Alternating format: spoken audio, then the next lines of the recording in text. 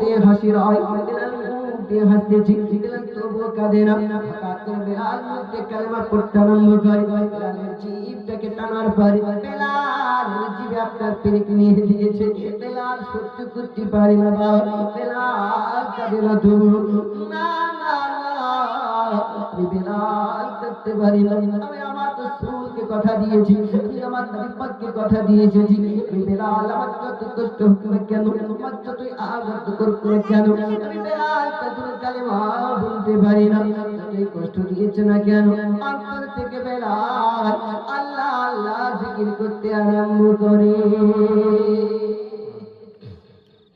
অন্তর থেকে জিকির করতে আরম্ভ করে।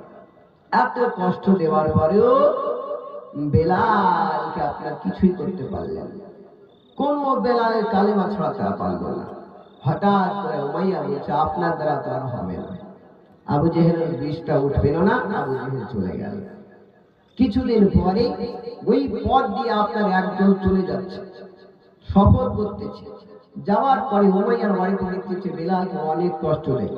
তারা গিয়ে আমার নবী পাককে বলে, হুজুর আপনার একজন আশিক, তার নাম হচ্ছে বেলাল, যে আপনার কাছে কালেমা পড়েছিল, ওই উমাইয়ার বাড়ির গোলাম আজ তাকে কতই আঘাত দিতেছে হুজুর, কিন্তু তবু এত নির্মম, এত কষ্ট আঘাত করে, তবু সে আপনার নাম ভুলতে পারে না।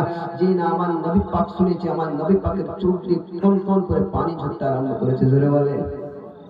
কারণ প্রেম এরকমই করতে হবে বাবা, যে প্রেমিকা দুঃখ পেলে প্রেমিকা যেন দুঃখ পায়, আর প্রেমিক যদি দুঃখ পায় তো প্রেমিকাও যেন দুঃখ পায়। আমার নবী পাক বাবা হঠাৎ করে আপনার মনটা ভেঙে গেল, মনটা আপনার কেমন কেমন করে উঠেছে, কষ্ট পেয়েছে। আমার নবী পাকের দরবারে হযরত আবু বকর রাদিয়াল্লাহু তাআলা চলে আসে। হযরত আবু বকর সিদ্দিক এসে হাজির হয়ে যায়, বলে দরদি আপনাকে কি কেউ বকা দিয়েছে, আপনাকে কেউ মেরেছে, যার কারণে আপনি কান্না করেন? আপনি এমন করে কেন কান্না করতেছেন দরদি? আপনাকে কেউ বকা দিয়েছে নাকি? আপনাকে কেউ কি মেরেছে, যার কারণে আপনি এমন করে কাঁদেন? আমি আবু বকর সহ্য করতে পারি না, আমি আবু বকর সইতে পারি না।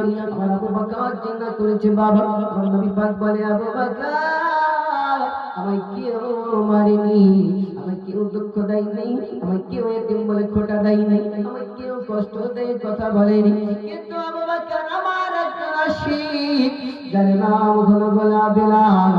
বেলালকে উমাইয়ার বিরুদ্ধে কাজকর্ম করতেছিল, সে আমার কাছে কালেমা পড়েছিল বলে আজ তাকে অনেক কষ্ট দিতে আরম্ভ করে। আমি নবী, আমি শুনেছি, আমি শোনার পরে আমার কলিজাটা ফেটে যাইতো। ও আবু বকর তুমি কি পারবে